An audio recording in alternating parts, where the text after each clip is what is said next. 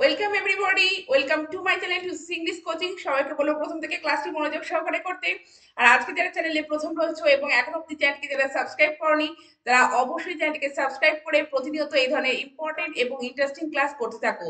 তো আজকে ক্লাসটি খুবই ইন্টারেস্টিং হতে চলেছে, কারণ আজকের ক্লাসের মাধ্যমে আমরা নাউন ক্লজ কি সে সম্পর্কে জানবো এবং নাউন ক্লজ কত রকম ভাবে সেন্টেন্সে ইউজ হয় সেটি আমরা দেখবো। এবং সবশেষে এক্সারসাইজ রয়েছে যেটি করলে তোমাদের অবশ্যই কনসেপ্ট ক্লিয়ার হয়ে যাবে। তো প্রথম থেকে শেষ পর্যন্ত মনোযোগ সহকারে ক্লাসটি করতে থাকো। তো প্রথমে আমরা ক্লজ কি সে সম্পর্কে একটু আমরা জেনে নেব। যদিও ক্লজ সম্পর্কে ডিটেলে আমি প্রিভিয়াস ক্লাসে আলোচনা করেছি, যারা প্রিভিয়াস ক্লাসে দেখুন তারা প্লে লিস্টে গিয়ে অবশ্যই তোমরা ক্লাসটি দেখে নিও, তাহলে পরবর্তী ক্লাস করতে তোমাদের সুবিধা হবে। তো এখানে দেখো ক্লজ কি সে ডেফিনেশন আমি প্রিভিয়াস ক্লাসে দিয়েছি বলে আমি এই ক্লাসে শুধু তোমাদের ক্লজটা কি তোমাদের এক্সাম্পলের মাধ্যমে আমি বুঝিয়ে দেব। তো দেখো ক্লজ হচ্ছে কি, ক্লজ হচ্ছে একটা বড় সেন্টেন্সের একটা ছোট পার্ট, বা এভাবে বলতে পারো ক্লজ হলো কতগুলো ওয়ার্ডের সমষ্টি যেখানে আমরা একটি সাবজেক্ট পাবো এবং আমরা একটি ফাইনাইট ভার্ব পাবো। তো দেখো এখানে Tanu gave me a pen which was very beautiful. তো দেখো তনু আমাকে একটা পেন দিয়েছিল, যেটা কি ছিল, যেটা খুব সুন্দর ছিল। তো দেখো এই ক্লজ এখানে দেখো তনু গেভ মি এ পেন। তো ক্লজ কি বলেছি, ক্লজ হচ্ছে কতগুলো ওয়ার্ডের সমষ্টি যেখানে আমরা একটা সাবজেক্ট পাবো এবং একটা কি পাবো, ফাইনাইট ভার্ব পাবো। তো দেখো তনু এখানে সাবজেক্ট, গেভ এখানে দেখো ফাইনাইট ভার্ব। তো এখানে দেখছো গেভ মি এ পেন, তো তনু আমাকে একটা পেন দিয়েছিল। তো এই একটা পার্ট, আর একটা পার্ট দেখছো হুইচ ওয়াজ ভেরি বিউটিফুল, যেটা ছিল খুব সুন্দর। তো দেখো এখানে ক্লজ কে যখন আমরা জানলাম তখন ক্লজের দুটো পার্ট থাকে। তো একটা হচ্ছে প্রিন্সিপাল ক্লজ আর একটা হচ্ছে সাবঅর্ডিনেট ক্লজ বা ডিপেন্ডেন্ট ক্লজ। তো প্রিন্সিপাল ক্লজ কি, প্রিন্সিপাল ক্লজ হচ্ছে যেটির যে ক্লজের মাধ্যমে আমরা কিন্তু মনের ভাবটা সম্পূর্ণরূপে প্রকাশ করতে পারবো, বা যে ক্লজ কিন্তু অন্য ক্লজের উপর ডিপেন্ড করে না, তাকে আমরা প্রিন্সিপাল ক্লজ বা ইন্ডিপেন্ডেন্ট ক্লজ বলি। দেখো তনু গেভ মি এ পেন, এই পার্টটুকুর মাধ্যমে আমরা কিন্তু স্পষ্টভাবে মনের ভাবটা ক্লিয়ার করতে পারছি। তো এইটুকু হচ্ছে আমাদের প্রিন্সিপাল ক্লজ, অর্থাৎ তনু গেভ মি এ পেন, এই পার্টটুকু হচ্ছে প্রিন্সিপাল ক্লজ বা ইন্ডিপেন্ডেন্ট ক্লজ। আর দেখো হুইচ ওয়াজ ভেরি বিউটিফুল, যদি আমরা শুধু এইটুকু বলি যে যেটি ছিল খুব সুন্দর, কিন্তু শুধু আমরা এইটুকু যদি বলি তাহলে কিন্তু আমাদের মনের ভাবটা পুরো প্রকাশ পাচ্ছে না। তো এটির অর্থ ক্লিয়ার করার জন্য আমাদের প্রথমে কিন্তু এই তনু গেভ মি এ পেন এই পার্টটুকু কিন্তু বলতে হবে। তো এই পার্টের উপরে অর্থাৎ ইন্ডিপেন্ডেন্ট ক্লজের উপরে ডিপেন্ডেন্ট ক্লজ কিন্তু নির্ভর করে, তো এই পার্টটুকু নির্ভর করে।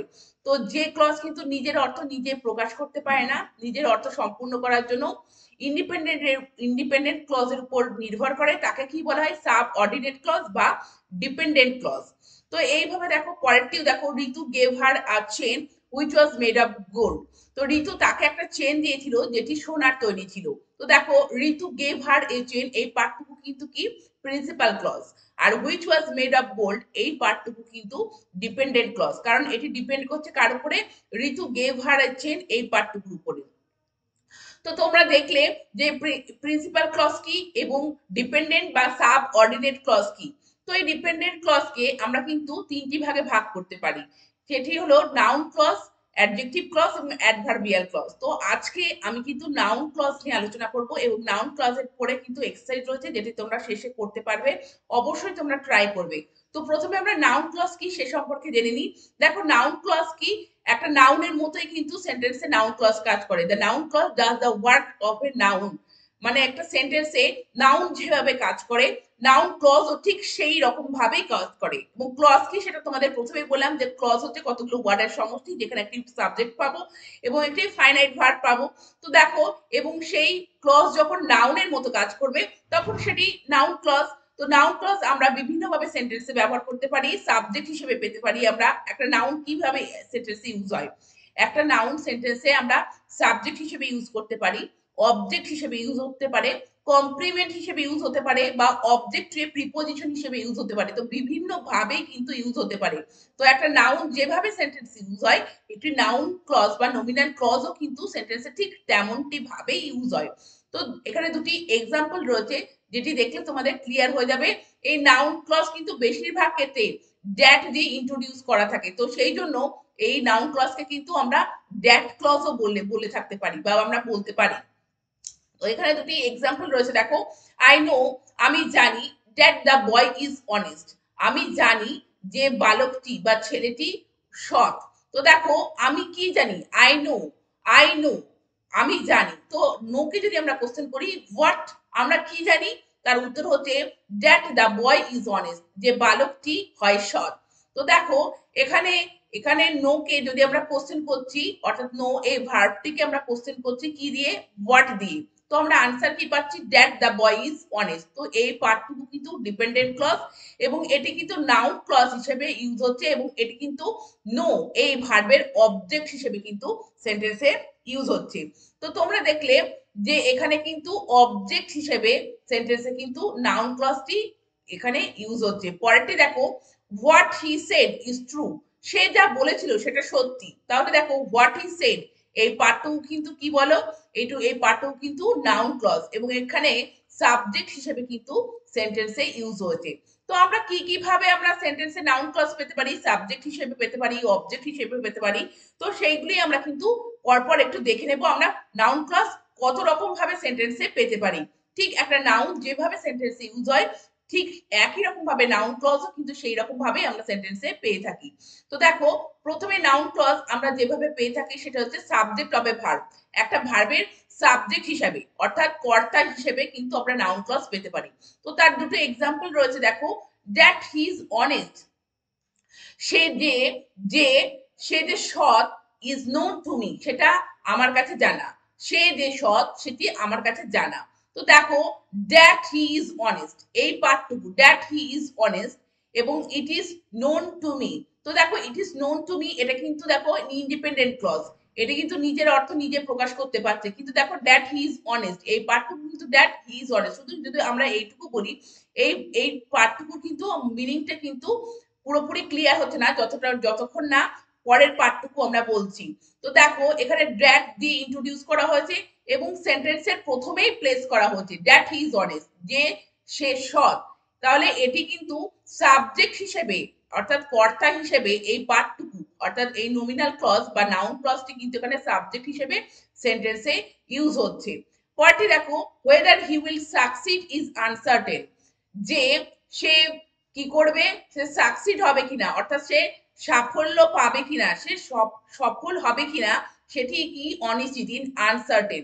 তো দেখো whether he will succeed এটি কিন্তু সাবজেক্ট হিসেবে সেন্টেন্সে কিন্তু ইউজ হচ্ছে নাউন ক্লজ। এবার আমরা দেখব নাউন ক্লজ অবজেক্ট হিসেবে সেন্টেন্সে কিভাবে ইউজ হয়। তো আমরা ভালো করে দেখে নিই, I know that he is honest. এবার অবজেক্ট আমরা কিভাবে পাবো, অবজেক্ট আমরা ভার্বকে যখন হোয়াট আর হুম দিয়ে কোশ্চেন করব, হোয়াট মানে কি, হুম মানে কাকে। তো কি বা কাকে দিয়ে আমরা কোশ্চেন করে যখন আমরা যে আনসারটি পাবো সেটি হচ্ছে কি অবজেক্ট। তো এবার নাউন ক্লজ আমরা কিন্তু নাউন যেভাবে সেন্টেন্সে অবজেক্ট হিসেবে পেতে পারি, নাউন ক্লজও কিন্তু সেন্টেন্সে আমরা অবজেক্ট হিসেবে পেতে পারি। তো দেখো আই নো আমি জানি, এবার আমরা যদি কোশ্চেন করি হোয়াট দিয়ে, কি জানি, বেশিরভাগ ক্ষেত্রে তোমরা খেয়াল করবে হোয়াট দিয়ে কোশ্চেন করে আমরা যে আনসারটা পাবো সেটা কিন্তু নাউন ক্লজের মধ্যে সেটি পড়বে। তো দেখো আই নো আমি জানি, এবার আমি জানি এই জানিটাকে নোটাকে যদি আমরা কোশ্চেন করি কি জানি, তো হোয়াট দিয়ে, তাহলে দেখো দ্যাট হি ইজ অনেস্ট, যে সে হয় সৎ। তাহলে দ্যাট হি ইজ অনেস্ট এই পার্টটুকু কিন্তু নাউন ক্লজ এবং এটি অবজেক্ট হিসেবে কিন্তু ভার্বের অবজেক্ট হিসেবে কিন্তু সেন্টেন্সে ইউজ হচ্ছে। পরেরটি দেখো, রিমা সেড, রিমা বলেছিল that she would go to Kolkata, Rima বলেছিল যে সে কলকাতা যাবে। তো দেখো রিমা কি বলেছিল, সেডকে যদি আমরা কোশ্চেন করি হোয়াট কি, তো কি তার প্রশ্নের উত্তর হচ্ছে that she would go to Kolkata, যে সে কলকাতা যাবে। তাহলে that she would go to Kolkata এই পার্টটুকু হচ্ছে অবজেক্ট অফ এ ভার্ব। তাহলে তোমরা দেখছো যে নাউন ক্লজ আমরা সাবজেক্ট হিসেবে পেতে পারি, অবজেক্ট হিসেবে পেতে পারি। এবার আমরা দেখবো নাউন ক্লজ কিন্তু আমরা অবজেক্ট টু এ প্রিপোজিশন অর্থাৎ প্রিপোজিশনের অবজেক্ট হিসেবেও কিন্তু আমরা পেতে পারি। কেমন ভাবে দেখো এক্সাম্পল, অর্থাৎ প্রিপোজিশনের একটা অবজেক্ট হিসেবেও কিন্তু আমরা নাউন ক্লজ পেতে পারি। কেমন দেখো, I know nothing of what he will do, I know nothing of অর্থাৎ আমি কিছুই জানি না যে সে কি করবে। তো দেখো আমি কিছুই জানি না, এবার কি জানি না, তাহলে হোয়াট হি উইল ডু সে কি করবে। তাহলে দেখো অফ এই প্রিপোজিশনটির অবজেক্ট হিসেবে কিন্তু আমরা হোয়াট হি উইল ডু এই নাউন ক্লজটি পাচ্ছি। তাহলে দেখো এখানে অবজেক্ট টু এ প্রিপোজিশন, অর্থাৎ প্রিপোজিশনের অবজেক্ট হিসেবেও কিন্তু সেন্টেন্সে কি ইউজ হয়, এই নাউন ক্লজ ইউজ হয়। পরেরটি দেখো, it depends on how he behaves. এটি ডিপেন্ড করছে, এটি নির্ভর করছে, সরি, এটি নির্ভর করছে অন হাউ হি বিহেভস, অর্থাৎ সে কেমন ভাবে আচরণ করে। তো এটা দেখো ডিপেন্ড করছে অন, কি কিসের উপর ডিপেন্ড করছে, হাউ হি বিহেভস, সে কেমন ভাবে আচরণটা করে। তো দেখো এখানে অন, এই যে প্রিপোজিশন, তার অবজেক্ট হিসেবে হাউ হি বিহেভস এই পার্টটুকু অর্থাৎ নাউন ক্লজ কিন্তু ইউজ হচ্ছে। পরেরটি দেখো, নাউন ক্লজ কিন্তু আমরা সেন্টেন্সে কমপ্লিমেন্ট অর্থাৎ পূরক হিসেবেও কিন্তু সেন্টেন্সে পেতে পারি। যেমন this is what we expected, শুধু দিস ইজ বলে যদি আমরা থেমে যাই তাহলে কিন্তু মনের ভাবটি সম্পূর্ণ হচ্ছে না, অর্থটা পূর্ণ হচ্ছে না। সেই জন্য দেখো দিস ইজ, এটি হয় হোয়াট উই এক্সপেক্টেড, এটা হলো সেটাই যেটা আমরা এক্সপেক্ট করেছিলাম, হোয়াট উই এক্সপেক্টেড।